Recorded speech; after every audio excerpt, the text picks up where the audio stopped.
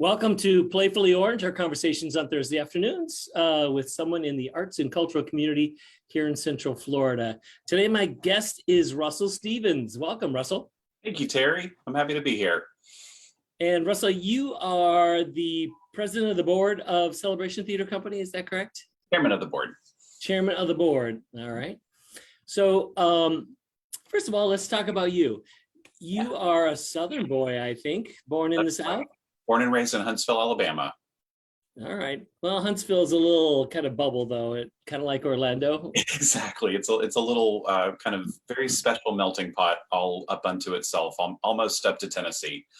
So you will notice I don't have much of a Southern accent. That comes out when I go home or call home, but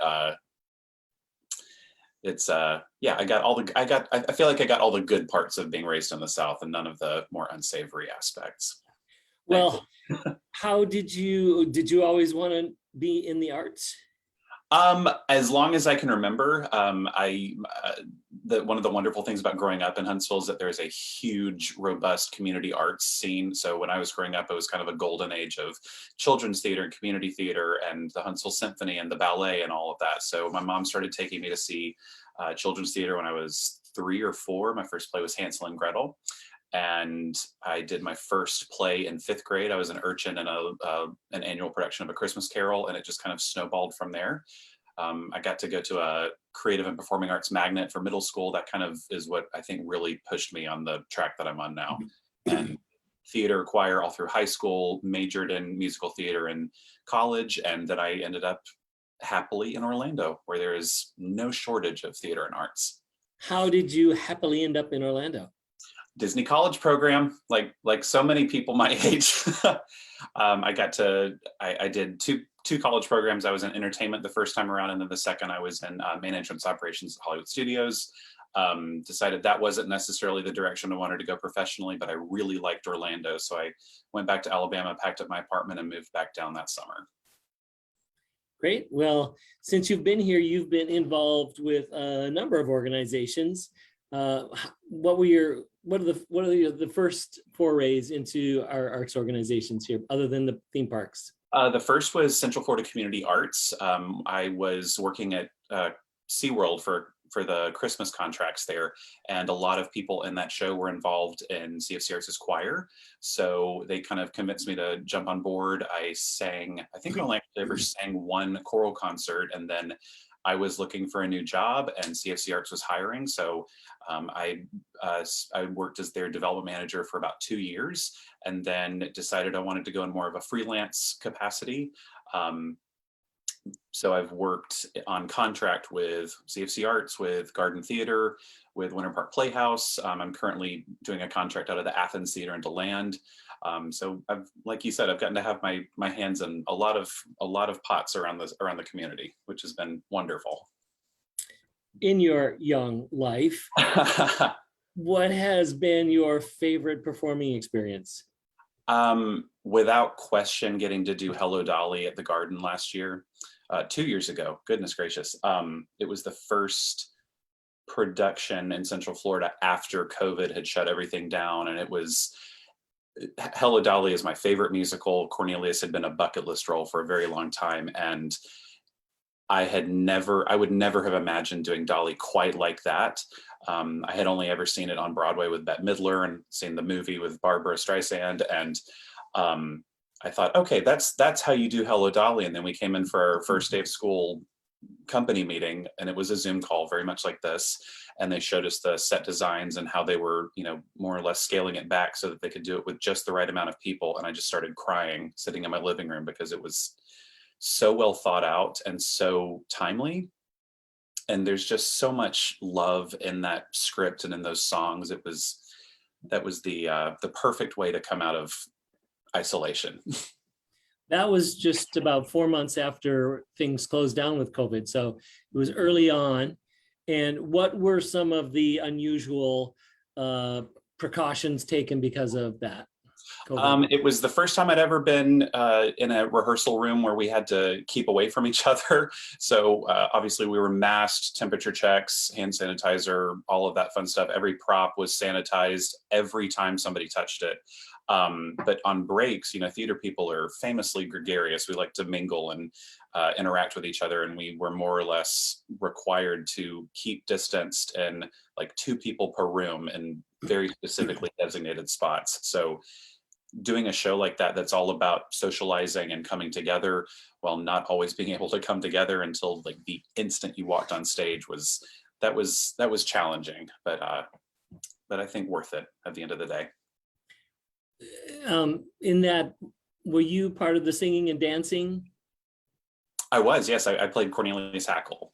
So I With was the mask on, right? with the mask on. So we would get through the opening number. I'd go back down into my little trap door, change masks, breathe, chug a bottle of water, and then come back up for put on your Sunday clothes, get off stage, hyperventilate, breathe, change masks, and then the rest of the show went from there. Yeah, that was a pretty incredible thing. But now you're with a Celebration Theater. Tell us about Celebration Theater. Celebration Theater Company. My friend Lena started CTC as a passion project 7 years ago. She was working in entertainment at Disney, and really sensed that there wasn't a theater in Orlando that was specifically catering to contemporary musical theater and really trying to go for a kind of a millennial audience. So she started a company. We started with a couple of cabarets. Our first season capped off with Heathers the musical at the Claremont Performing Arts Center. And about 2 years after founding, my friend Allison Storm, who was the original board chair, was ready to step down. She had hit the end of her term, so they recruited me because they knew that I had a background in nonprofit management, grant writing, fundraising, all of that, all of those fun little details that go into running a nonprofit.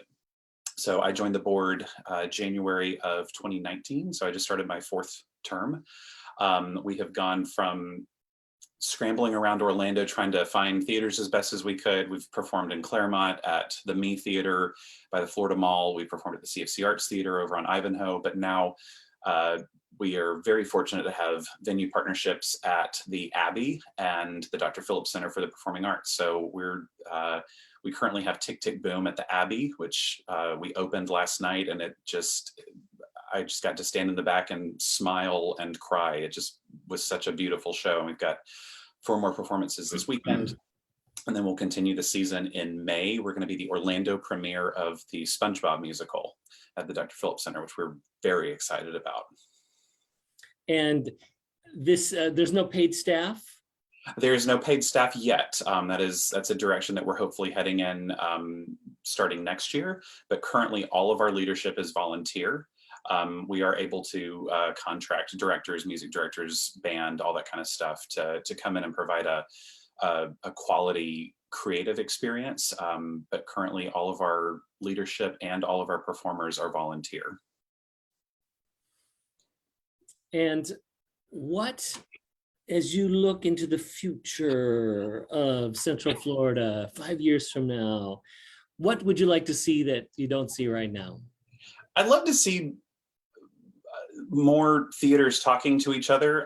I feel like maybe necessarily because of how COVID impacted everybody, I feel like we've kind of retreated all back to our own little individual base camps.